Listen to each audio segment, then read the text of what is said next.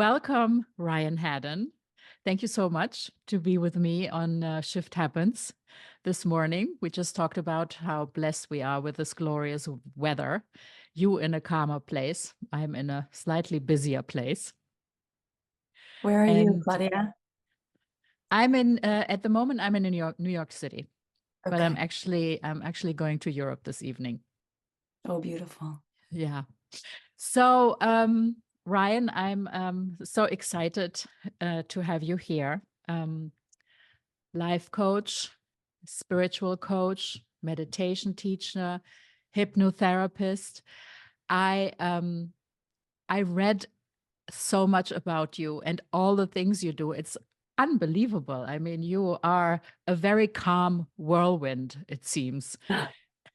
I love that. Thank you so much. Yes. So before we start to talk about your shift and pivotal moments that you want to share with us, I want to ask you a few questions. What is your current state of mind?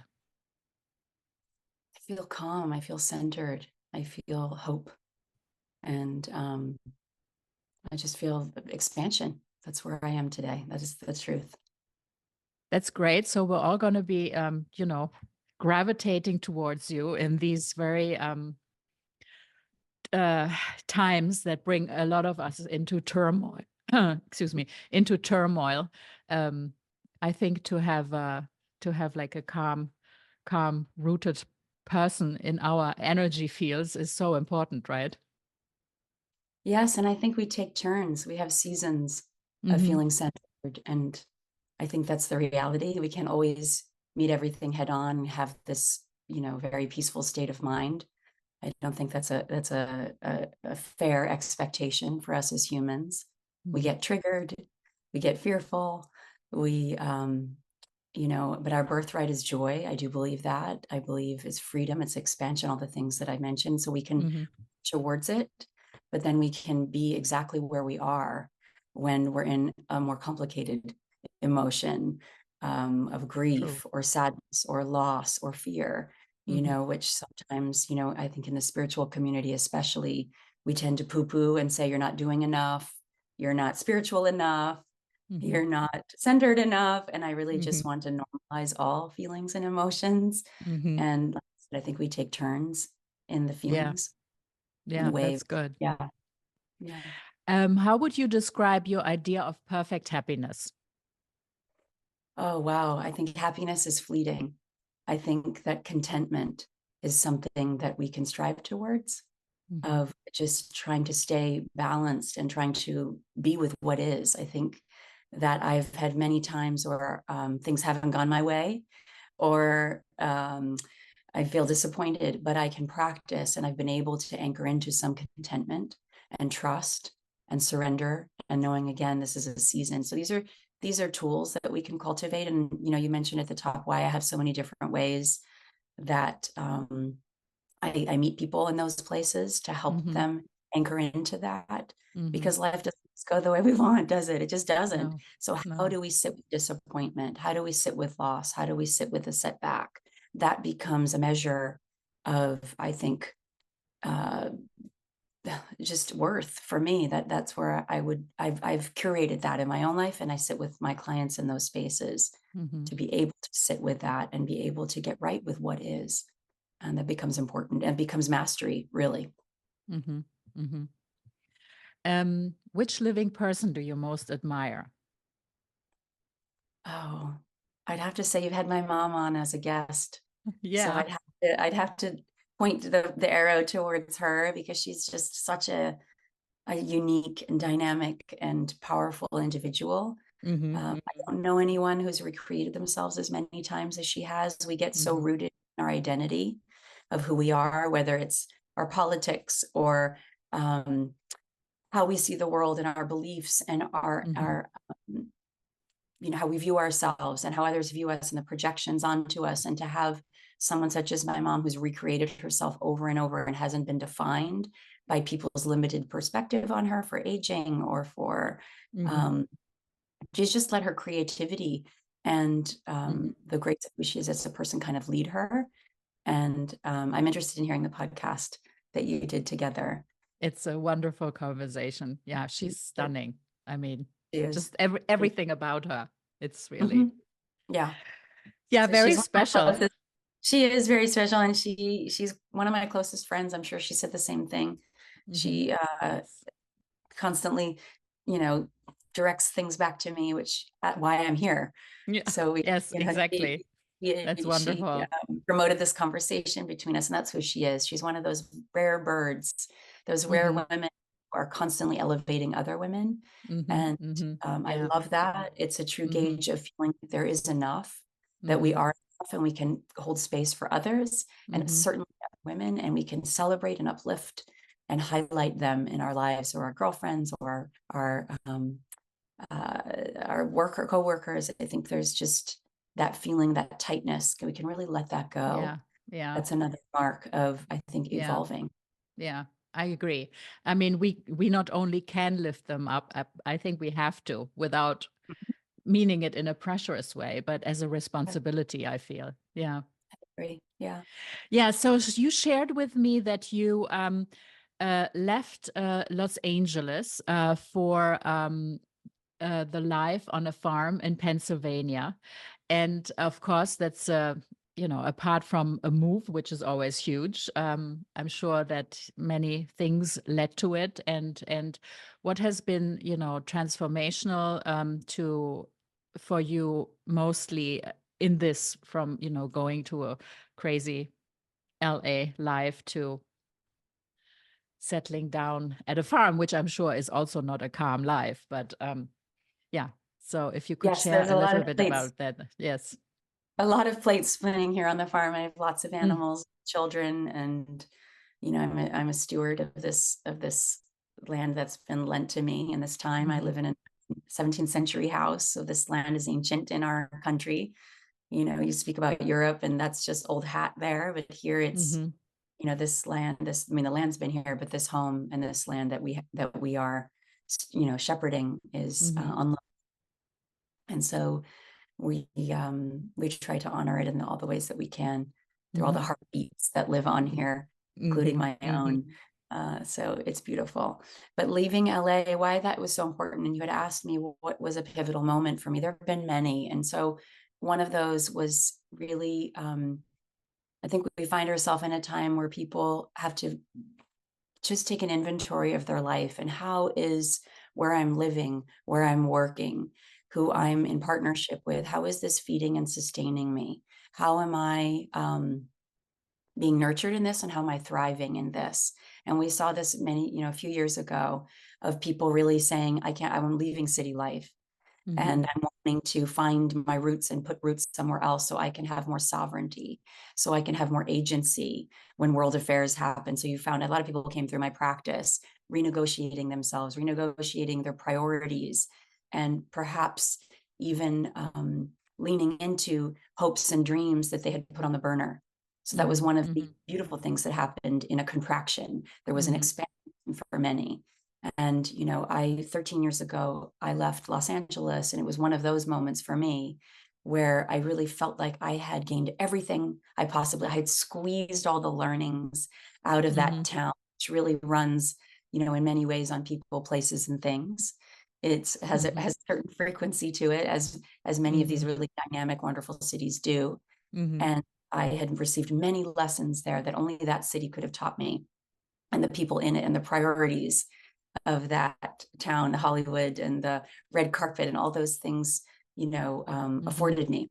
And so those were very valuable lessons. And I received what I felt like I needed to. And then I started feeling like a stranger in my own town. I started feeling like it was mhm, getting harder to meditate and shut out the noise. And, my husband, and this is a beautiful thing when you're in partnership, sometimes one of us has the vision and the other doesn't. So it's mhm, who we've hooked our wagon to. And literally, my husband was a pioneer and said, let's take our wagon across the United States and mhm, Atlantic, Pennsylvania, because he wanted to restore an old farmhouse. That was sort of his dream. And I had felt those just that, who would I be if I wasn't, defined by all the friendships I had, all the identity points that I had? What would happen if I could be in more quiet, be in more stillness, without all this external noise?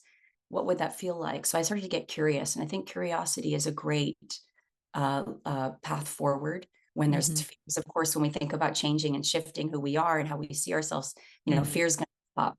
Oh my God, I'm going to lose something. That's usually the first reaction. But if we can the curiosity, that kind of can lead to that excitement. So for me, it was thinking of, I'd always had this thought about chickens. So it sounds absurd, but that was a guidepost. So I started looking at these fantastic plumage of chickens and breeds.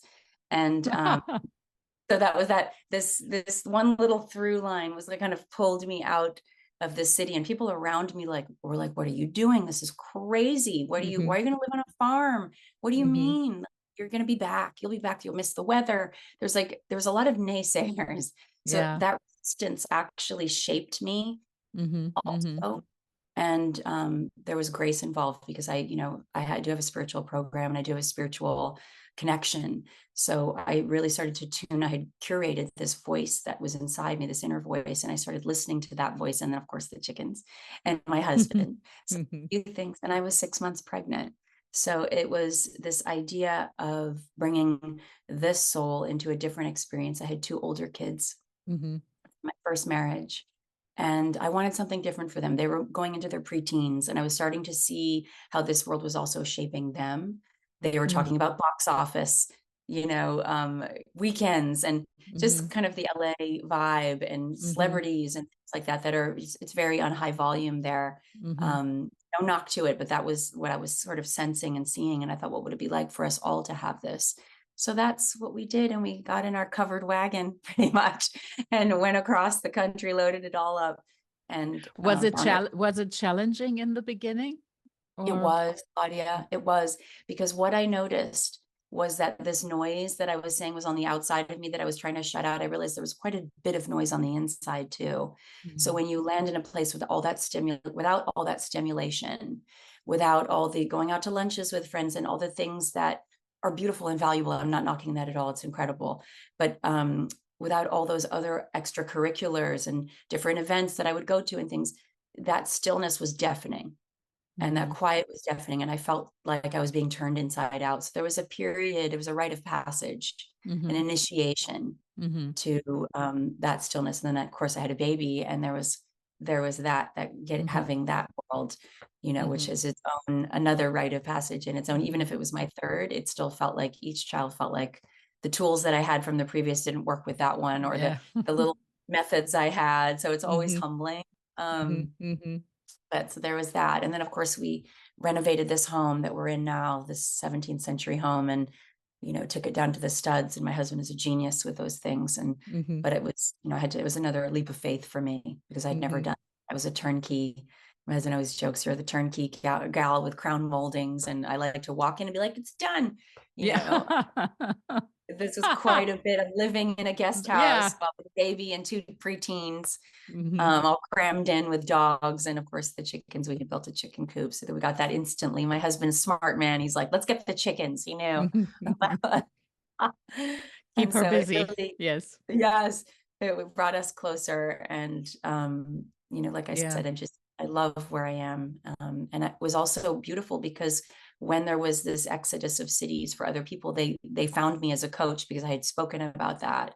And they said, show me how to do this. How do I work through the fear, the anxiety, the Mm-hmm. resistance of people around me? Because people don't always Mm-hmm. want us to change. They're not always so supportive of that because Yep. they can lose, and they did. My Mm-hmm. friends back in LA were like, we're not going to have the same relationship. And they were right. It did shift. It did Mm-hmm. change. So Yeah. there are seasons of loss and shift and change, and listening to that inner voice, Mm-hmm. trusting, that we're up for this adventure and that we can recreate ourselves. That's why I honor my mom so much, because she's done Mm-hmm. that with so many times. Mm-hmm. Mm-hmm. So it really is, I think it's a mark of, again, we talk about mark of mastery. I think it's a mark of also trusting that Mm-hmm. we are supremely creative beings and we can put roots down anywhere. I had to do that with my first husband, and when he moved to London. And so Mm-hmm. I'd done this before and moved my little kids at that time, they were 2 and 4, over to London. and, drove on the other side of the street and took classes at the VNA and rode through Hyde Park on horseback, and like really just, I know how to land somewhere and pull in the tools around me, able to make a life, make a home.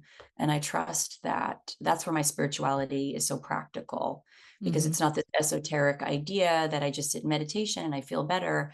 It's that I trust that the right people will fall into my lap. I'll listen to something and I'll know that this is an open door to walk through. So, of course I grapple with fear. We all have those things, or grapple with doubt, but that through line has carried me for many decades now. This very practical relationship I have with this with spirit.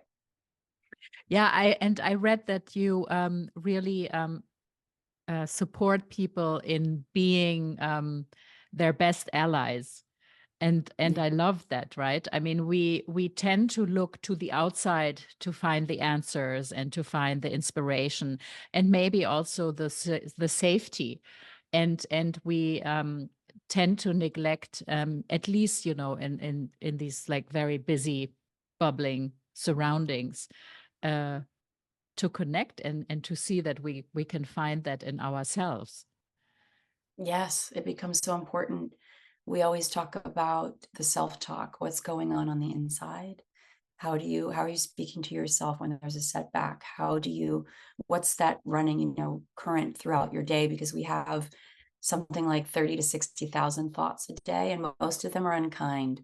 So starting to notice where the contractions, and then how you speak to yourself when they happen, or, and making an effort.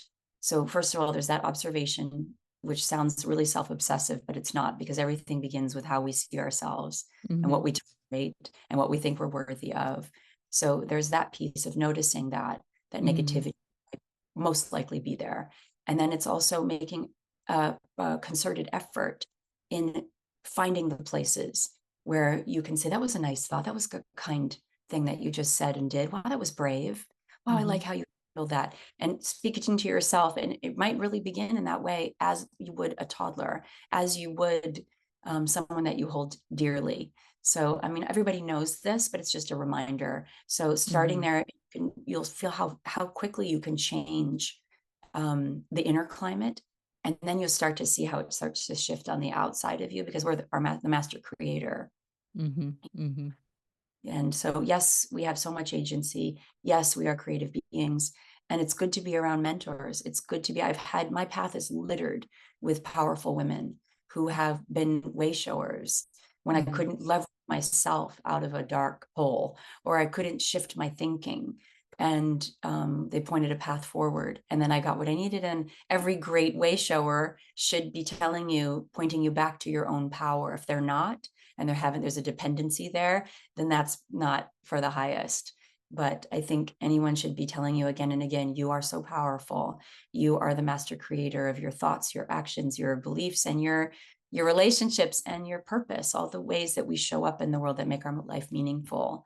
But sometimes we need people to help us get more tools. And that's where I sit, where it's like, how can I create so many tools, either through breath, through sound, through self-regulation, through tapping, through all these different ways, through hypnosis, to putting yourself into this very powerful brainwave activity called theta, and learning how to do that. So I do hypnosis for my clients, and they follow my voice through this. And we really, I upload, it's like we're a hard drive, but it is, we think of our brains are like a hard drive. We have these thoughts and these blueprints that have been laid down, these tapes, these recordings of what love is, what happiness is, what success is, what safety is.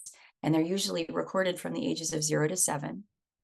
So we're, it's like we land on the planet, and we're just like, we're just constantly absorbing everything. And then after that, we pop more in through different brainwave states. But from 0 to 7, we're in that absorbing state of theta. So we're constantly recording. So if things weren't favorable in that time, if there were fraught relationships, if there were people modeling to the best of their ability what love looked like, but perhaps it didn't feel like that to you as a child, these are things that we will replay and attract to us again and again in our lives. to our detriment, to our favor and to our detriment. So again, we have that agency and we're not victims, but it's understanding the power of the subconscious mind. It runs 95% of our life. It overrides the conscious mind, which is our willpower, which is our preferences, things like that. It really just, we're just downloading constantly, the triggering, getting activated. So if you have an inordinate reaction to a situation and you're like, I don't know why I keep reacting this way, it most likely points to something that happened at another time, either at a traumatic time or in your childhood at some time. So it becomes exciting and fun. You can hear the excitement in my voice because this is a blueprint that you can go back to and renegotiate. And hypnosis is but one tool. Breath work is another way to do that. I love breath work. Yes. I really, I do it. I do it too little, but I think it's amazing. I mean, just the fact, that I don't know if there's something exciting, or even, before a podcast, I sit down and take 3 deep breaths, just to center myself. And it's such an, easy tool. Yes, it is. And I mean, I think that, kids all over should learn this already, from their parents or in kindergarten or so. It's really, and that has something to do with, finding safety in yourself. I feel. Yes. It's an easy bridge. It is an easy bridge. When you take 3 deep breaths, you actually change the chemistry in your brain. You really, the shift 3 breaths. Yes, 3 deep breaths, breathing down into the belly. So it's a powerful thing to do, to just change that. It just changes the fight and flight system and into rest and digest. There's so many things that it does.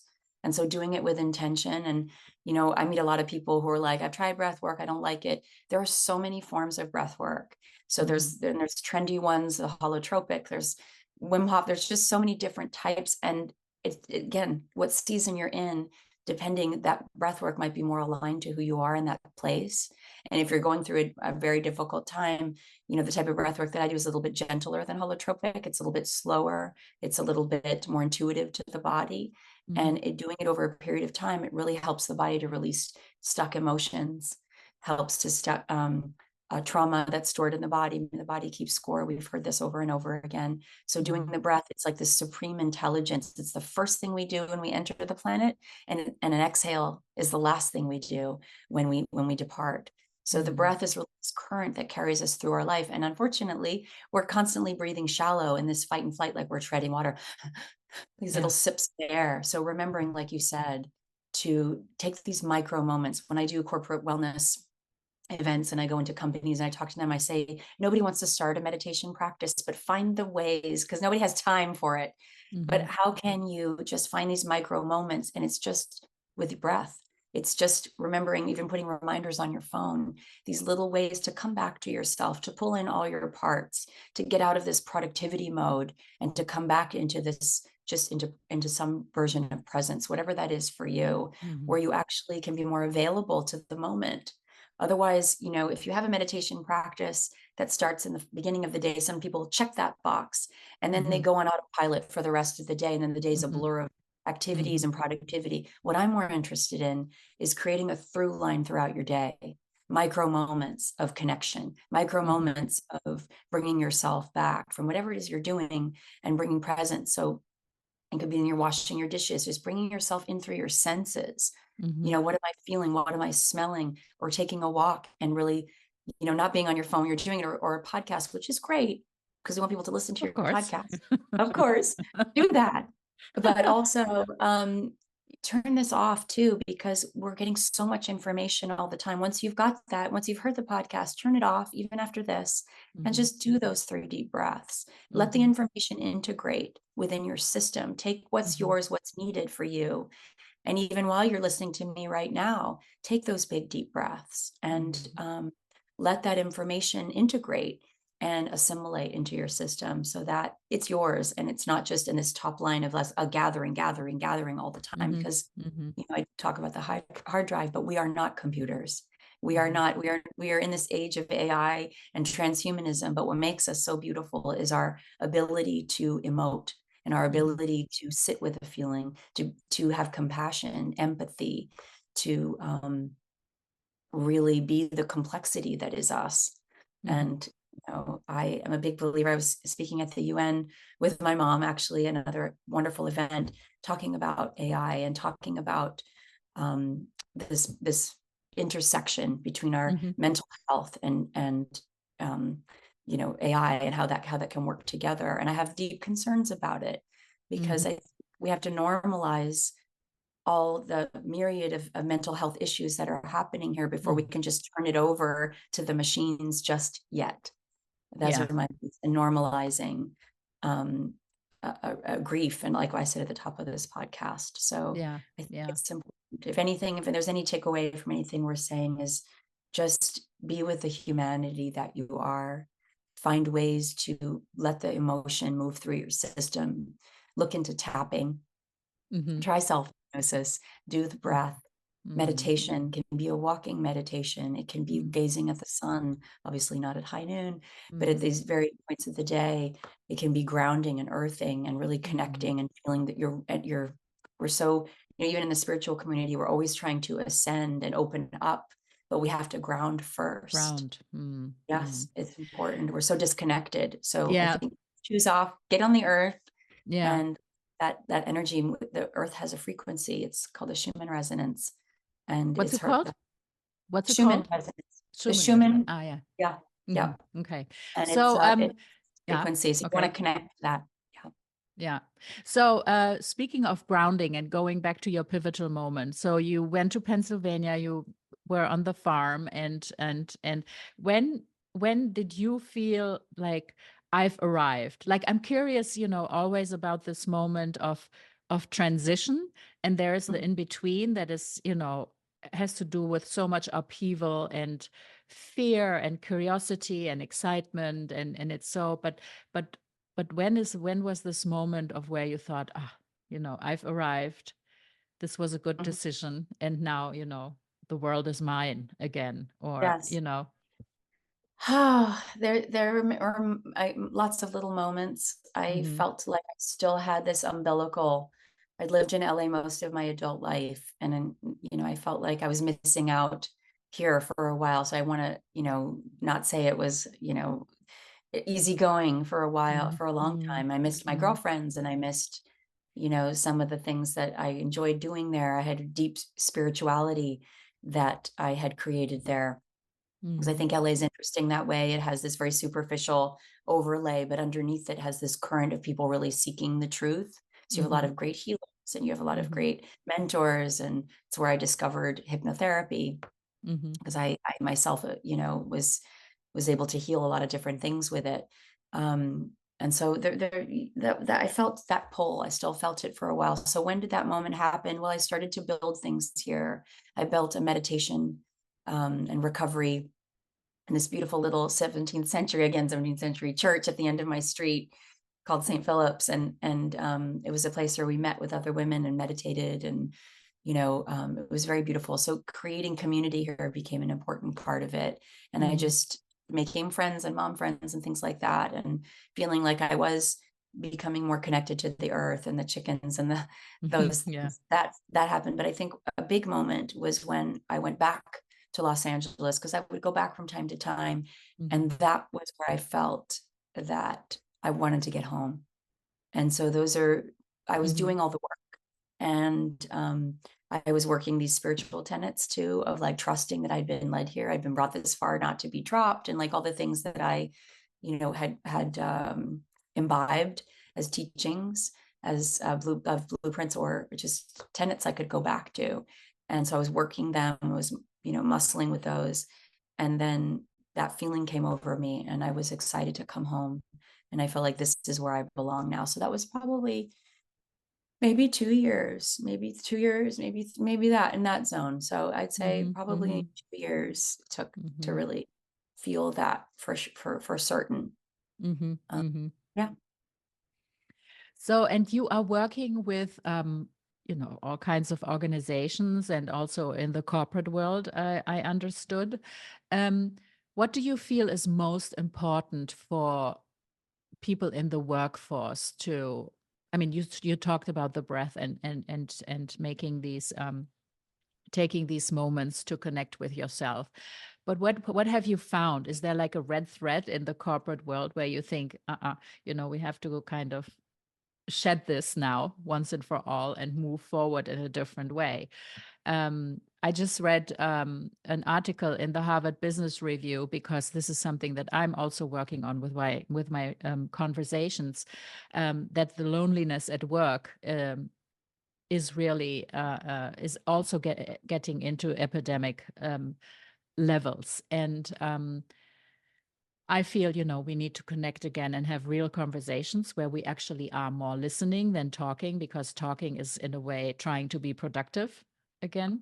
So how about the true listening? And so in your ways, what do you find is most important to instill in the corporate world? It's about the ability to self-soothe, right? The ability to, we can't be leaders. So I talk a lot with different leaders in different departments, that we can't lead if we don't have the ability to listen and to be able to, if the well's not full, then it can't be on empty. We can't give away what we don't have. So it becomes this trickle down. It becomes really important for the leaders in companies to be able to not be maxed out, to not be putting so much value on productivity, which is important, but it's also on the caliber of presence that they have, the ability to bring their problem solving, but first to be able to make sure that they're regulated, to make sure that they are in a place where they can receive and also be able to give. Now, this sounds very woo, and I get that, but at the end of the day, this is how we can really connect with each other when we, because you know how it is as a mom. I don't know any moms listening, but when you're full and you're thinking of so many things and your kids are talking to you and they're like, mom, mom, mom, you can't even hear, that the complaints or those cues, because there's so much going on inside. And I think that happens a lot in the corporate world, where the leaders themselves have such a burden on them. And I think we just have to normalize these breaks. We have to normalize these micro moments. We have to normalize emotional upset and having a safe place to talk about things, and that our isn't measured by our productivity. I say that all the time. It's measured by the quality of what we bring and honoring that in each other. And so I think Europe has a different take on many of this, and they understand about time management and about quality versus quantity, and about those things. So we could take a cue from them a little bit about taking off August, and like there's just a different and maternity leaves and all these different things that we are way behind in the US on. And we do see burnout, and we do see that people get spoken to, and there's less listening happening. But people can't listen unless they've emptied themselves out in some ways. So that becomes about having tools in the toolbox. And meditation and breath is not a luxury. It's not for other people. It's for us to be able to function at optimal levels, given pressures that we're under. It becomes the bare minimum, truthfully. Right. Yeah. So I'm fascinated by this crystal behind you. Oh, It must be huge. Does it have a name? And where it's an amethyst. Yes. And funny that you because we were just talking about this. When I landed here, my husband gifted it to me. It's called Mother and Child. It's from Arkansas. Oh, it's beautiful. And he got that for me. So he knows the bling bling is from me. It's the Yeah. crystals. You can see, we love all, diamonds are crystals as well. Yes, They're yes. stones and minerals. It's They're amplifiers. gorgeous. Yes. Thank you. Yeah, Yeah, it's it's a beauty. gorgeous. Yeah. So, this is so fascinating and interesting. I could go on for hours, but I want to be mindful also of your time. Just two last questions, which I'm always curious about. Like, I'm sure that you also have a day where you're kind of sluggish or down or not in the energy that maybe you need to be or want to be. So what's a good way for you to energize yourself? And then also, if you happen to be in overdrive, how do you recenter yourself? Oh, these are good. I'm so lucky because I do live on a farm and I have goats and I take them for walks.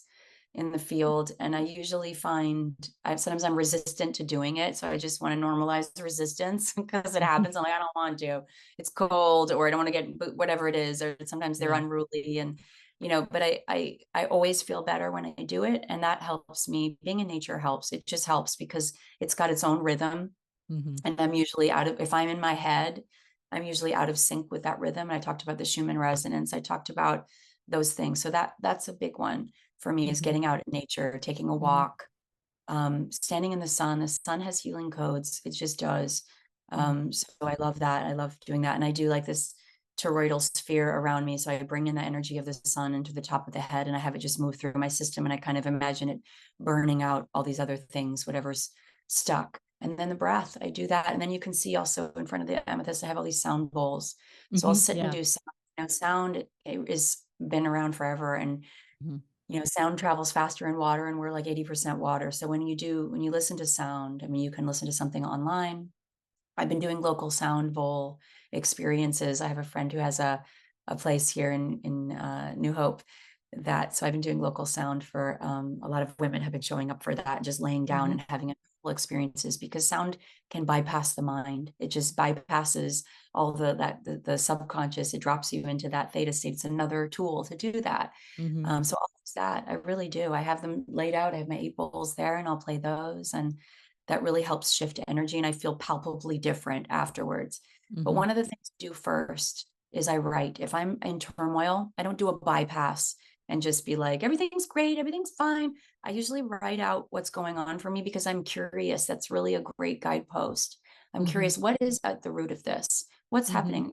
Mom is we're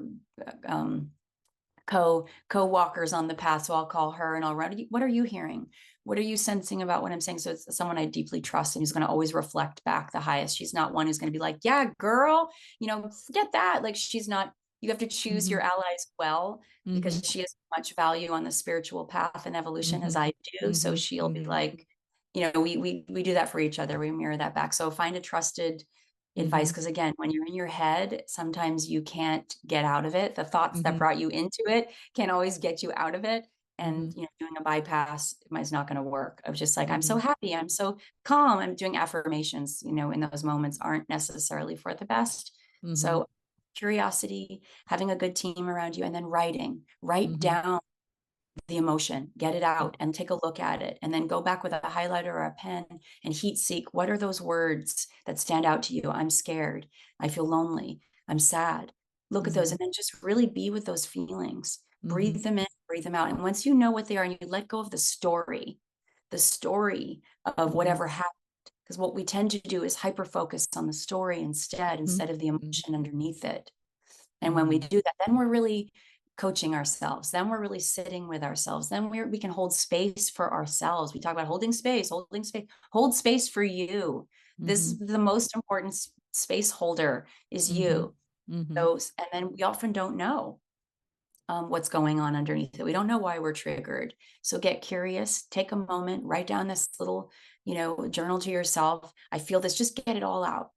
Don't edit, don't censor, don't try to be spiritual or high-minded. Just let it all go, and then go through it and find out what are the important pieces to it. And you can ask yourself, what does this remind me of? How does this feel? And then find out where that feeling is in your body, and then breathe into it and hold space for those emotions. That's what I'd say. That's important. Then do the sound bath. Then do the walk in nature. And let it move. Oh my through. God, I love it. I'm going to do it right now. Yay, Claudia. No, it's fantastic. I mean, this so speaks to me, and because I'm fascinated in a way, the tools are easy, I mean, there's no investment of money. It's something that we can do. It's something that we can learn, luckily, through people like you, who are connected with all this wisdom and knowledge, but also connected to the reality of life. Yeah. And again, be this like resourceful bridge, I think, that we need to enter this different stage. Yes, That's what absolutely. I believe. Yeah. I think we're here for it. I think we're evolving in this now as humans. I think as a collective, I really do. I see that. Yeah. And don't get caught in the noise. things Mm. are crumbling, things are building, it's all happening around us, and really just Mm. anchor back into you. And that's where the Mm. power lies. Mm. That's where the agency comes from. Mhm. And walk through the fear when Yeah. it's there, of course, it's healthy fear, to keep us self-preservation. But if there's something that you've been sitting on, it's time. It's Mhm. time to Mhm. step in. We need you. We need Yeah. you to be brave and bold and step forward and, come from that place of centering and grounding. Mhm. That's what we need Yeah. more of. More women showing up in that way, in their power, Absolutely. not the fake boss babe and all that. That's just, that's expired. We need Mhm. women in their divine feminine, anchored into their power, knowing that they're here in this pivotal time on the planet Mhm. to mm, be that light, Mhm. whatever that Mhm. means in their own lives, Mhm. for others. As a Yeah. mother, it doesn't even have to be something grand. It's just having that ability to self-soothe. I mean, the mother is the heart, the woman is the heart of the Mhm. planet. I do believe that we carry those codes, and we have forever, and it's been very suppressed. Mhm. And I think true feminism is getting into your own power and then lighting the way for others. Yeah. That's what when you boil it all down, that's what it looks Yeah. like. So I agree. Perfect way to end this. Oh, I'm so thankful. This has been fantastic. Thank you so much for your thank time. thank you for having me, Claudia. Thank you, everyone. All right. Okay. Bye-bye, Ryan. Thank you so Bye, much. Claudia. Take care. Bye-bye. You too. Bye.